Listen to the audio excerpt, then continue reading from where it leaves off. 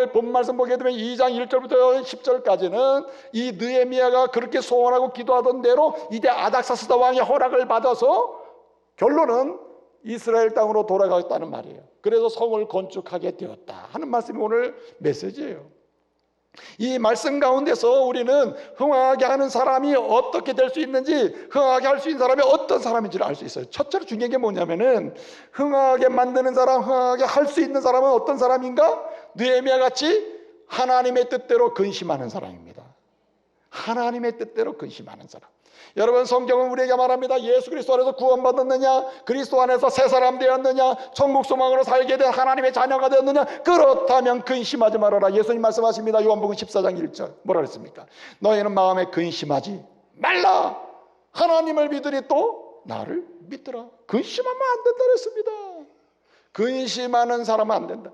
그래서 여러분, 사도 바울은 이렇게 말합니다. 그 데살로니가 교회 성도들에게 뭐라 합니까? 항상 기뻐하며 사십시오. 예수 믿고 구원받았다면 믿음의 사람은 어떤 상황에서 기뻐하며 살아야 됩니다. 빌립보 교회 편지합니다. 4장 4절에 뭐라 합니까? 내가 다시 말한다. 주 안에서 다시 말하는 항상 기뻐하라. 기뻐하며 살아라.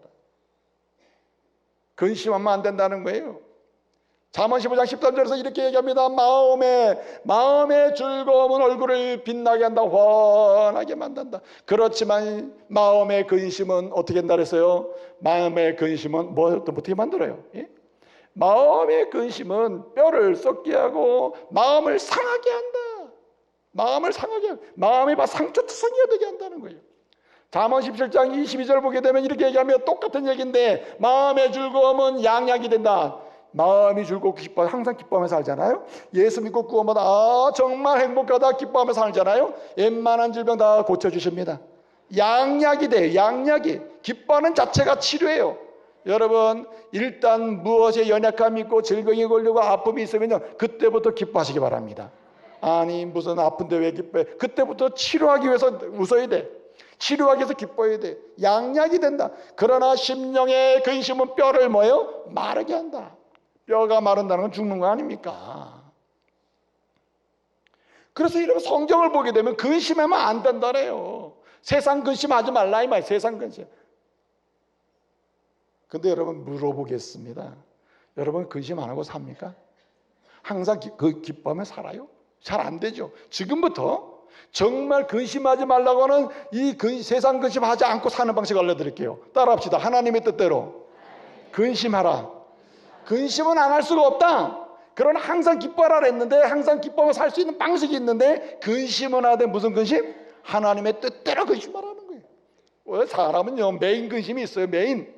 근본적으로 내 근심의 중심을 차지하는 게 있거든요. 근데 이 중심을 차지하는 근심이 세상 근심이 되지 않도록 하려면 뭐냐면, 진짜 하나님의 뜻대로 진짜 근심을 여기 집어넣으라 이거예요. 그럴 때 하나님은 기쁨을 주실 줄로 믿습니다. 하나님의 뜻대로 근심합니다. 여러분, 그래서 고린도 교회 성도를 향하여 사도 바울은 자신이 이렇게 얘기하잖아요. 예컨대 무슨 항상 기뻐하라, 쉬지 말고 기도하라, 뭐 예컨대 빌립보 주 안에서 하지 말고 기뻐하라, 이렇게 말씀하셨는데, 고린도 교회 성도들은 뭐라 그래요?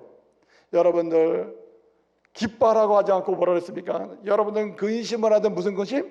고린도서 7장 10절에서 하나님의 뜻대로 근심하세요.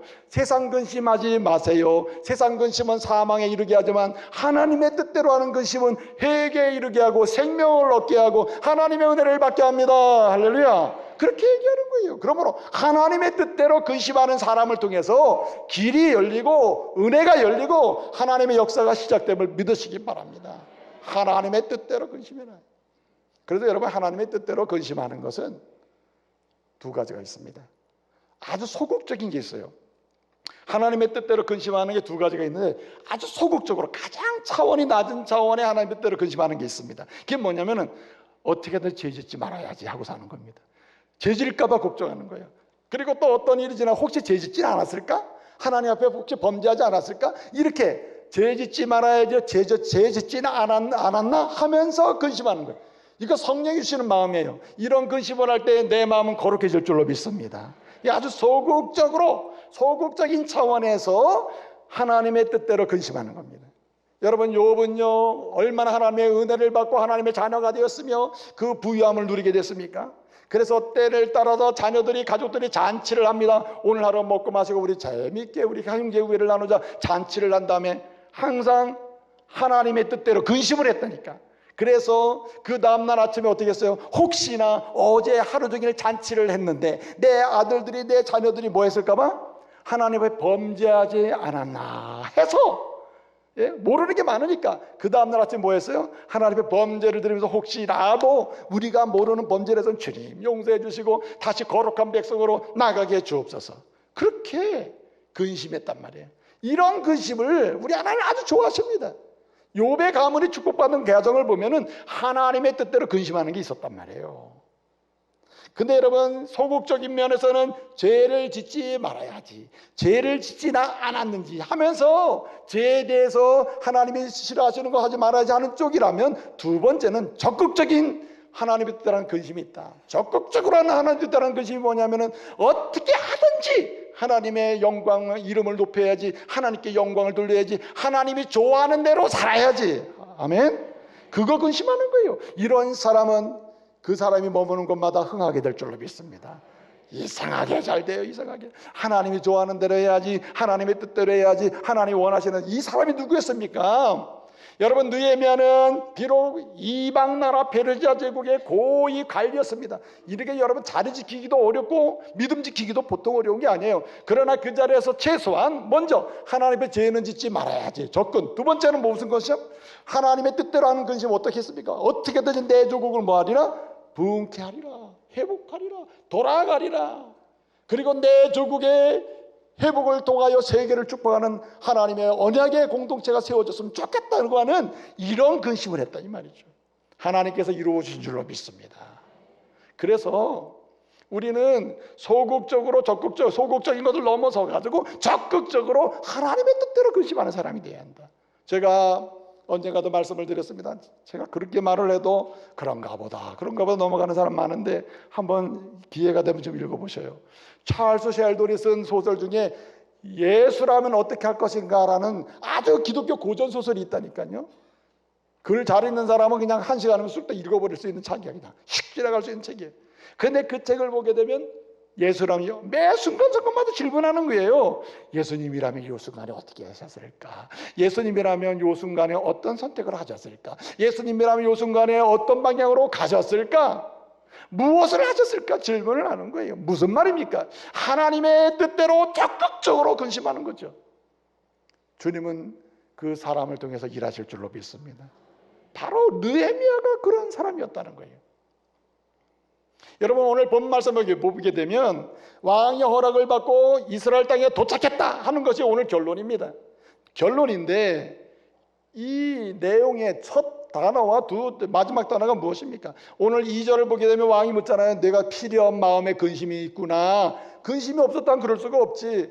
뭐라 그랬습니까? 1절에 느헤미야가 얘기하잖아요. 이전에는 내가 뭐가 없었어요? 얼굴에 수심이 없었으나 내 수심이 있는 것을 보고 왕이 너 근심이 있구나 했다는 말입니다.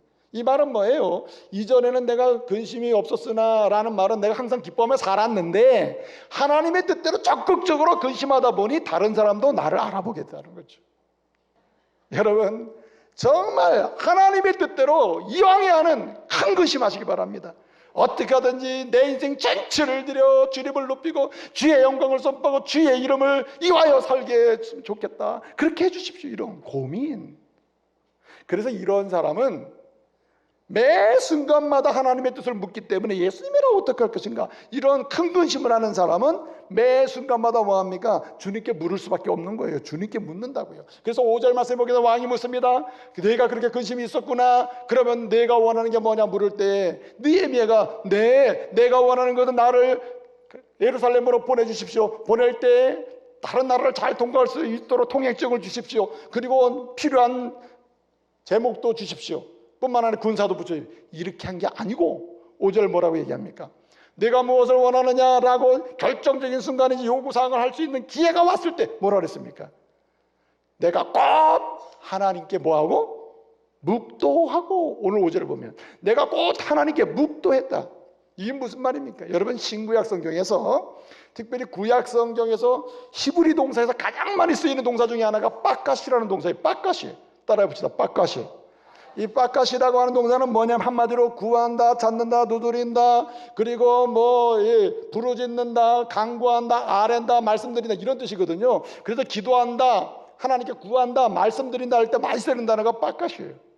근데 오늘 지금 왕하고 대화하는데 왕이 너 그럼 뭐가 필요하냐, 원하는 게 뭐냐 물을 때 사실은 잠깐만 기다리세요, 내 기도하고 이럴 수는 없잖아요. 그럼에도 불구하고 이 상황 속에서 느헤미야가 취한 가장 근본적인 태도가 뭐냐면 누구의 뜻을 구해요? 하나님의 뜻을 구하는 거예요. 하나님의 뜻. 그러니까 역사가 시작되는 겁니다. 매 순간순간마다 심정을 다하여 주님 이 순간에 무엇을 원해야 합니까? 무엇을 구해야 합니까? 어떻게 가야 합니까? 물어야 된다 이 말이죠.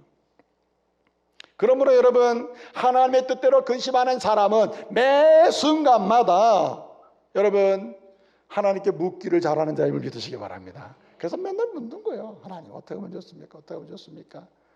우리 하나님을 귀찮게 해드리시기 바랍니다.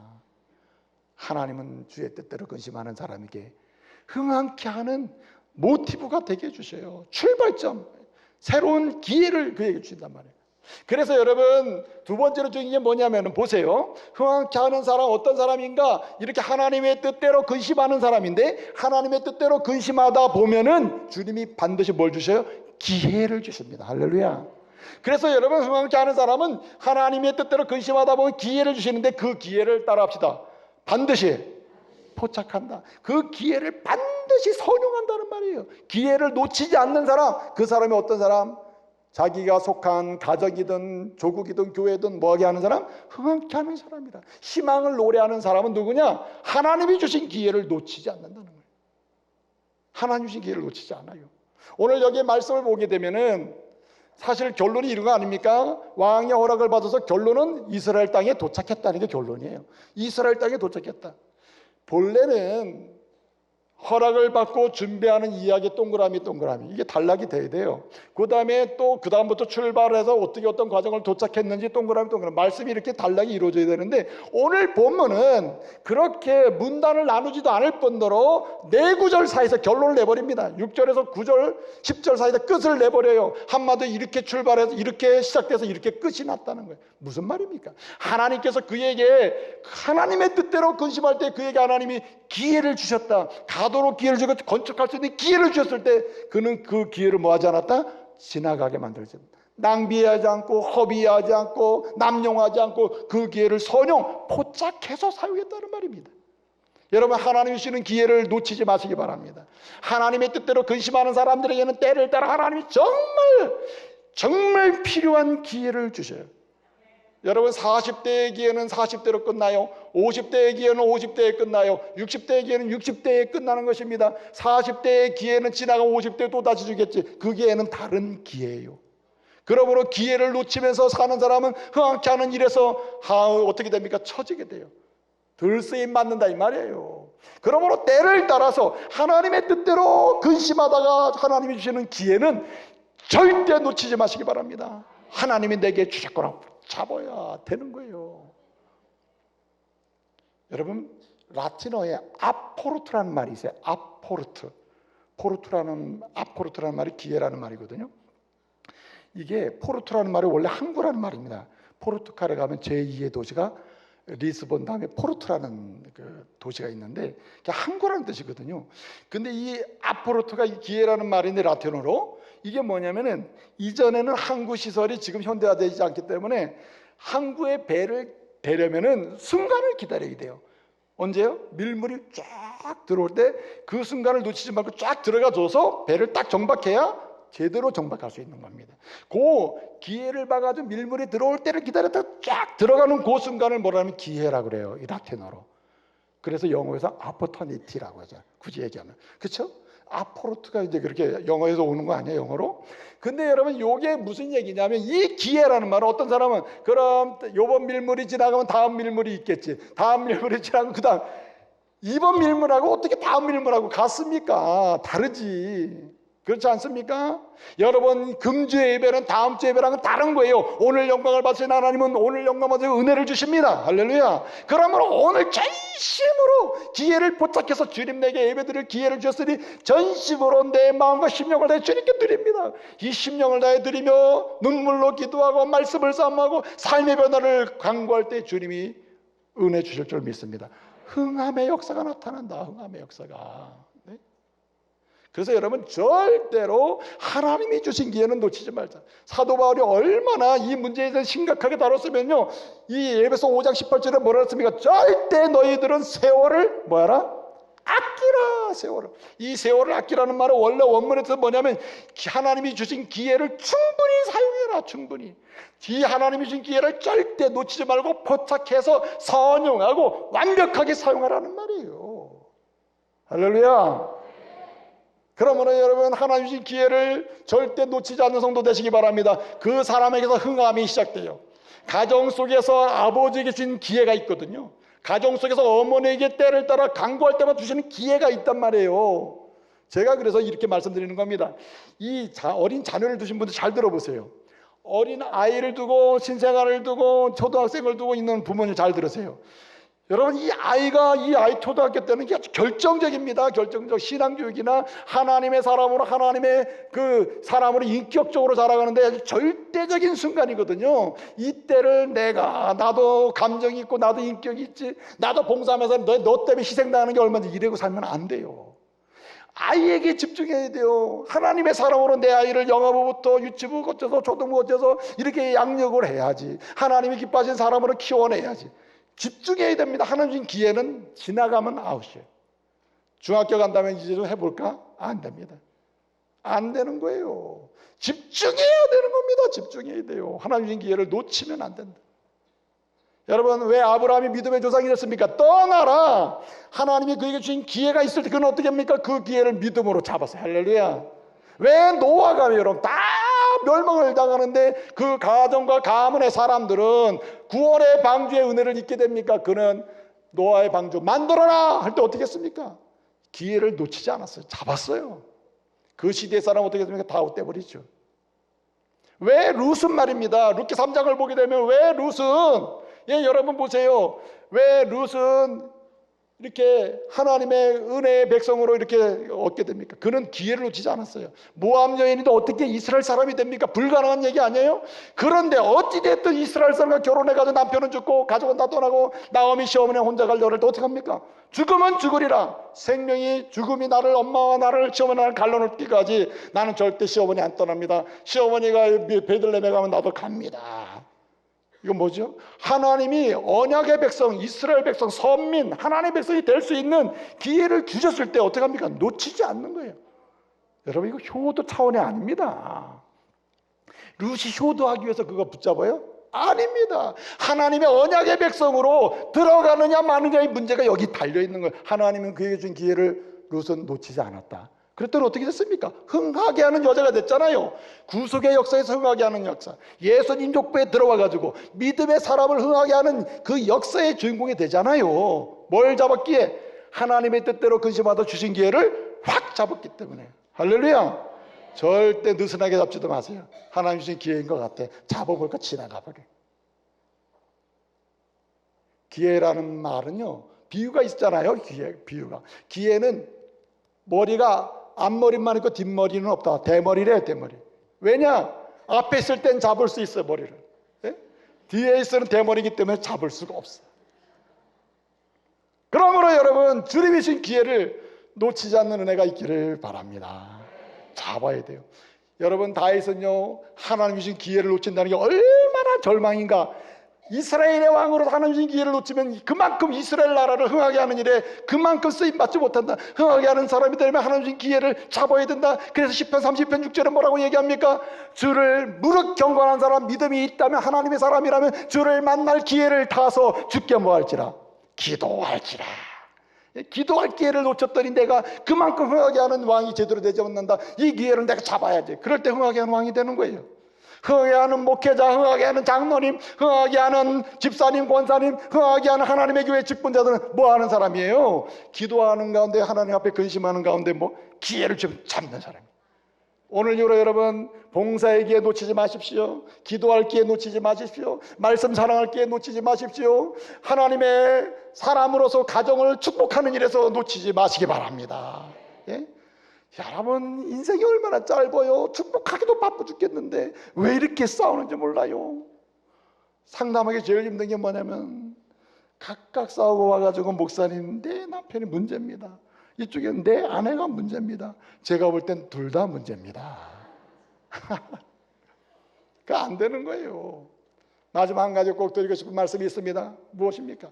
오늘 말씀에 보게 되면 5절 7절에 이런 얘기가 나옵니다. 만일 왕이 좋게 여기시거든, 내 얘기 들어주세요. 이런 얘기합니다. 만일 왕이 좋게 여기시거든. 이 만일 왕이, 만이라는 말이 히브리어로 임이라는 말이 임, 왕이라는 말은 멜레크라는 말이에요. 그 왕 임함멜레크 토부, 만일 왕이 좋게 여기시거든 내가 말하는 거 들어주세요. 이렇게 지금 얘기하거든요. 근데 이 외계는 무슨 얘기냐? 신하가 왕을 축복할 수는 없잖아요. 왕이시여 축복 받으십시오. 그리고 내게 이거 응답해 주. 이거 안, 이런 말을 할 수가 없죠. 그런데 본문은 그 말입니다. 왕이, 신하가 말할 수 없잖아요. 이제 여러분 생각해 보세요. 하나님의 뜻대로 근심하다가 기회를 줬어요. 기회를 잡았어요. 하나님의 은혜를 받았어요. 은혜를 받고 나서 이 느헤미야는 나 살기 바쁜 게 아니라 그 은혜를 누구로 축복해요? 왕을 축복하고 함께 있는 사람을 축복했다. 그리고 자기가 은혜 받은 대로 가나안 땅으로 돌아간다는 말입니다. 할렐루야. 그래서 흥하게 하는 사람의 아주 가장 강력한 특징이 하나 있다면 배려를 잘해요. 왕이 만이라는 말은 배려 아닙니까? 만일 왕이 좋으시면, 이 말은 왕이 복을 받으시길 원합니다. 그리고 내게 이렇게 해주시면 왕이 복이 되는 거다. 거꾸로 해요. 거꾸로. 왕께서 내 요구를 들어준다면 이건 왕이 잘 되는 것입니다. 왕이 복 받기를 원하십니다. 왕의 주의 복이 임하기를 원하십니다. 여기 토부라는 말이 대단히 중요한 말이에요. 이게 좋게 여기시면 있는 요 말이 토부라는 말인데 좋다, 복되다, 아주 복이 있다 이런 말이거든요. 굉장히 중요한 말입니다. 이게. 그러니까 이게 축복이에요. 축복. 그렇습니다. 누가 흥하게 하는 사람입니까? 이 조국을 누가 흥하게 합니까? 이 교회를 누가 흥하게 합니까? 저주하는 사람이 아니라 하나님의 받은 은혜대로 그 은혜를 나누며 축복하는 사람인 줄로 믿습니다. 나누며 축복할 때 흥하는 역사가 나타나요. 그러므로 여러분이 할 수 있는 대로 자식도 축복하고 아내도 축복하시고 남편도 축복하세요. 여러분의 마음에 안 들더라도 목사를 축복해야 돼요. 우리 목사님 복 받았으면 좋겠다. 아멘. 네? 우리 장로님 복 받았으면 좋겠다. 이렇게 축복을 하셔야 돼요. 축복할 때 여러분 망하는 곳이 생기가 돌아 살아날 줄로 믿습니다. 네?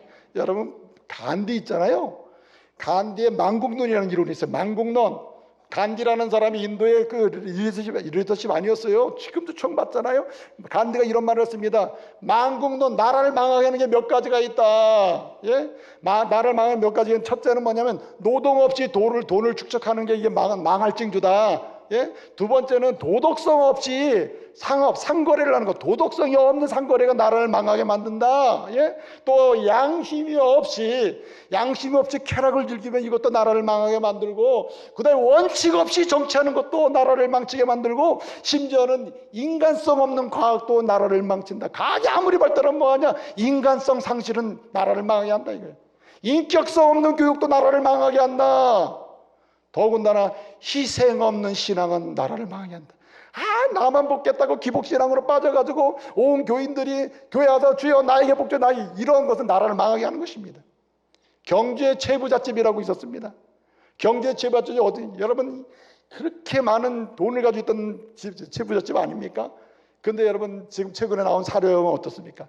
그 많던 돈들을 다 독립을 위하여, 국가를 위하여, 이 나라의 어떤 뭡니까? 세복을 위해서 다 썼다는 거 아니에요.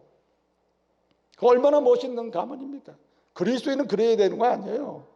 망국론이 왜 한말은 망국론은 뭐냐면 축복하지 않는 게 망국론이에요. 교육에서 과학에서 모든 영역에서 축복하지 않는 게 망국이에요. 나라 망하게 하는 것입니다. 그러나 여러분 축복하는 곳에서는 흥왕이 나타날 줄로 믿습니다.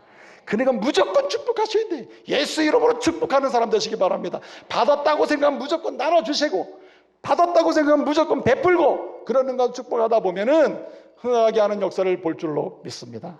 저와 여러분이 흥하게 하는 하나님의 사람들을 일어나시기를 말씀으로 축복합니다.